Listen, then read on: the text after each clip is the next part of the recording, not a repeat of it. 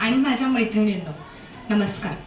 आपण इथे आज एक महिला दिनानिमित्त जमलो आहोत. महिला दिनच काय, महिला सप्ताह आपण साजरा करतो.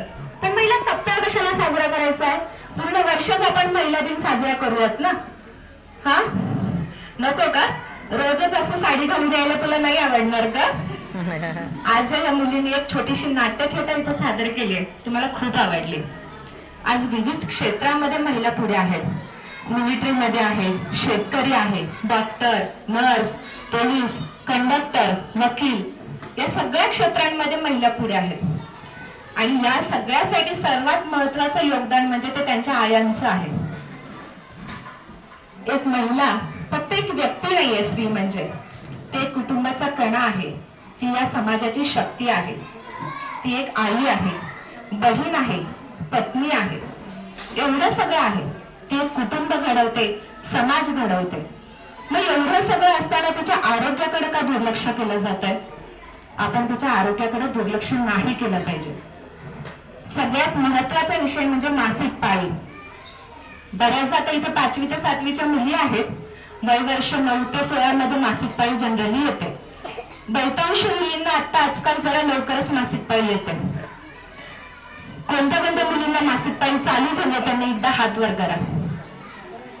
हात वरती करा, लाजायचं नाही, लाजायचं नाही बाळांना. सगळ्या महिलाच आता पण शिक्षिका तुम्हाला तेच सांगतात की लाजायचं नाही. ही गोष्ट शाळेतच सांगितली जाते.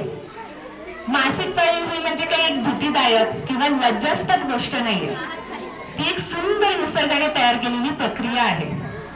काय असतं मासिक पाळी म्हणजे? काही कुठला आजार आहे का मोठा? की कॅन्सर आहे की त्याला आपण एवढं घाबरतोय? कशासाठी घाबरायचं? मी एक महिला आहे. मलाही तुमच्या वयात असताना मासिक पाळी चालू झाली होती. कदाचित मी तुमच्यासारखी तेव्हा घाबरली होती.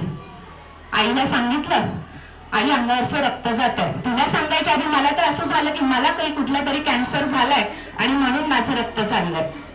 तुमच्या वयाचे असताना या सगळ्या शंका कुशंका मनात येत असतात. मग या गोष्टीबद्दल बोलायचं कोणाशी? आईशी, मावशीशी, शाळेतल्या मैत्रिणीशी की शिक्षिकाशी? कोणाशी बोलायचं? कुणाला या गोष्टीबद्दल सगळ्यात योग्य माहिती असेल किंवा कोण आपल्या मनातली भीती घालवेल हे आपल्याला शंका असते. आज शाळेमध्ये बऱ्याच ठिकाणी महिला मासिक पाळी किंवा महिलांचं आरोग्य याबद्दल जागरूकता निर्माण केली जाते. महिला दिन किंवा महिला सप्ताह हा फक्त महिलांचा गौरव नाही, तर महिलांचं आरोग्य, त्यांना सक्षम बनवणं या सगळ्या गोष्टींची जागरूकता करण्याचा हा दिवस आहे. मासिक पाळी म्हणजे काय? मुलींना देवाने गर्भाशय दिलंय, प्रजनन संस्था दिलेली आहे. ज्यावेळेस मुली वयात येतात, ज्यावेळेस ती प्रजनन संस्था विकसित व्हायला लागते, त्यावेळेस आपल्याला मासिक पाळी चालू होते. मासिक पाळी म्हणजे काय? महिन्याच्या महिन्याला अंगावरनं रक्तस्राव होतो. हा रक्तस्राव काय होतो? पिशवीच्या आतमध्ये एक थर बनलेला असतो आणि तो महिन्याच्या महिन्याला तो थर अंगावरनं गेला पाहिजे. जर नाही गेला पूर्णपणे तो थर, जर आतमध्ये साचून राहिला तर त्यामुळे वेगवेगळे आजार होण्याची शक्यता आहे. तर मासिक पाळी म्हणजे हे एक आपल्या आरोग्यासाठी योग्य असलेली गोष्ट आहे आणि जी आपल्या देवाने दिलेली देणगी आहे. कारण एक महिलाच आई बनू शकते, कुठलाही पुरुष आई बनू शकत नाही. एवढंच नाही तर आज इथे माझ्या आईच्या किंवा आजीच्या वयाच्याही महिला आहेत. मग त्यांची मासिक पाळी वगैरे झालं, मुलं झालं, सगळं झालं. मग आता त्यांनी मासिक पाळीकडे लक्ष द्यायचं नाही का? तर द्यायचं. कारण बऱ्याचदा अंगावरनं जास्त रक्तस्राव होतो किंवा रक्त जातच नाही. लवकर मासिक पाळी बंद होते किंवा वयातून गेल्यानंतरही मासिक पाळी बंद होत नाही. आणि या सगळ्या गोष्टींमुळे काय होतं तर आपल्याला अॅनिमिया, विकनेस या सगळ्या गोष्टी जाणवायला लागतात किंवा आपली चिडचिड व्हायला लागते. काय होते ही चिडचिड? शरीरामध्ये हार्मोन्स असतात. त्या हार्मोन्स जेव्हा बदलत राहतात त्यावेळेस ही चिडचिड होत असते. मासिक पाळी आता बऱ्याचशा महिला या वयात आहे की ज्यांची मासिक पाळी बंद व्हायला आली असेल. या वयामध्ये त्यांची चिडचिड होत असते. जेव्हा मासिक पाळी बंद व्हायला लागते त्यावेळेस हे हार्मोन वर खाली होतात. हे हसतात काही जणी, म्हणजे नक्कीच त्यांची घरात चिडचिड होतीये. तर हे एक नैसर्गिक आहे. मासिक पाळी बंद होताना हे होत असतं. आज इथे पुरुष किंवा मुलं उपलब्ध नाहीये, कारण मासिक पाळी किंवा महिलांचं आरोग्य या गोष्टीबद्दल माहिती फक्त महिलांनाच किंवा मुलींनाच असली पाहिजे असं नाही, तर ही त्यांच्या मित्रांना, वडिलांना आणि नवऱ्याला सगळ्यांना असायला पाहिजे.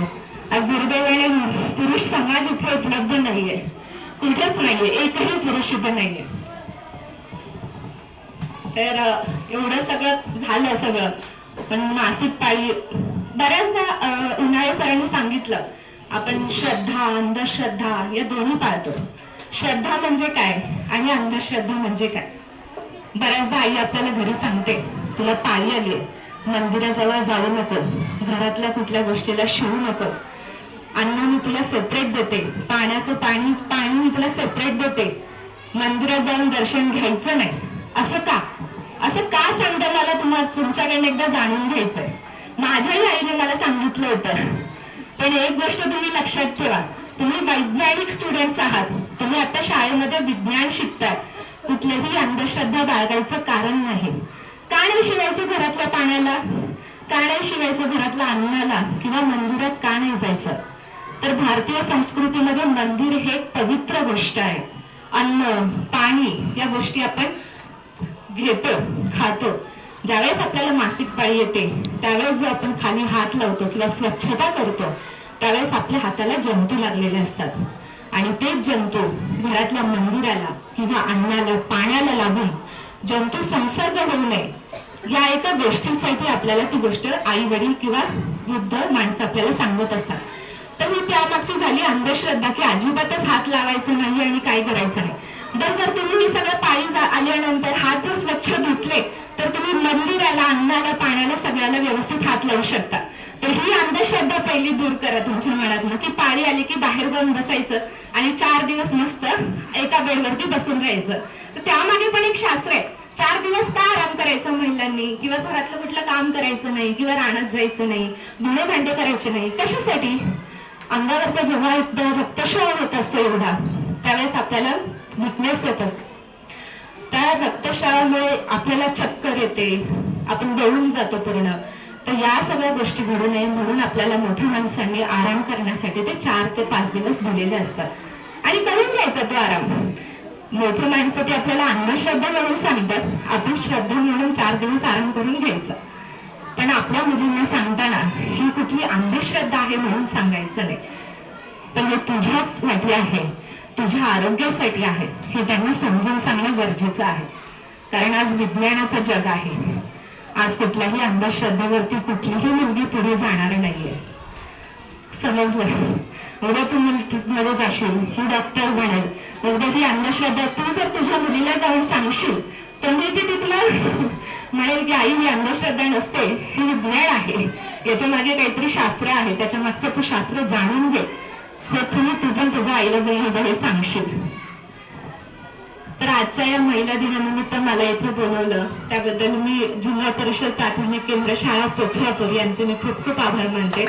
मग शिवनाळे सरांनी सांगितलं प्रत्येक महिला ज्यावेळेस माहेरी येईल त्यावेळेस ती 4 व्हीलर चालवत स्वतः आली पाहिजे. तशीच मी माहेरी आणि सासरी दोन्हीकडे माझी 4 व्हीलर मी स्वतः चालवत जाते. तसंच तुम्ही पुढे बनावं. कदाचित माझे वडील शिक्षक आहेत, त्यांच्याकडे तुम्ही शिकले, तुम्हाला शाळेत असे शिक्षक चांगले शिक्षक लाभले, ते तुम्हाला आज इथे जे शिकवतात ते उद्या तुम्हाला कामी येणार आहे. फक्त एवढंच की लक्ष देऊन शाळेमध्ये शिका, कुठल्याही अंधश्रद्धेच्या मागे पळू नका. आणि मासिक पाळीची जी स्वच्छता आहे ती तुम्ही पाळलीच पाहिजे. सॅनिटरी पॅड तुम्ही वापरता, सॅनिटरी पॅड नसेल तर स्वच्छ कपडा तुम्ही वापरता तोही चालेल, पण तो स्वच्छ कपडा स्वच्छ पाण्याने धुतलेला आणि उन्हातच वाळवलेला पाहिजे. बऱ्याचदा लाजू खातर मुली ते कपडा अंधारामध्ये वाळवतात, तसं न करता उन्हामध्ये तो कपडा वाळवला पाहिजे. त्याच्याही मागे शास्त्र आहे बरं, उगाच श्रद्धा अंधश्रद्धा म्हणून सांगत नाहीये.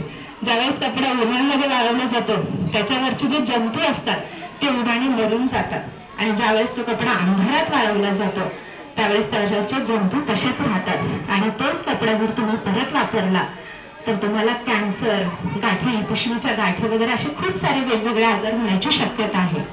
त्यासाठी तुम्ही आत्ताच ती काळजी घेतली पाहिजे. आणि ज्या महिलांची पाळी बंद झालेली आहे त्यांच्या हार्मोन्स बऱ्यापैकी डिसबॅलन्स झालेले असतात, या वयामध्ये त्यांच्या हाडं ठिसूळ झालेले असतात, तर यासाठी घ्यायची एकच काळजी म्हणजे चालताना काम करताना सावकाश काम करा, स्वतःला आधी प्राधान्य द्या, स्वतःचं आरोग्य, स्वतःची हाडं मजबूत राहण्यासाठी दूध दही खा. आपण दूध दही तर घेतो, पण घरातल्या फक्त पुरुषांना आणि मुलांनाच देतो, आपण ते कधीच घेत नाही. असं करू नका, कारण तुमचं आरोग्य जर चांगलं राहिलं, एक मुलगी जर आरोग्यदायी राहिली तर ती एक आरोग्यदायी आई बनते, ती एक आरोग्यदायी कुटुंब बनवते आणि त्यानंतर एक आरोग्यदायी समाज घडतो. धन्यवाद.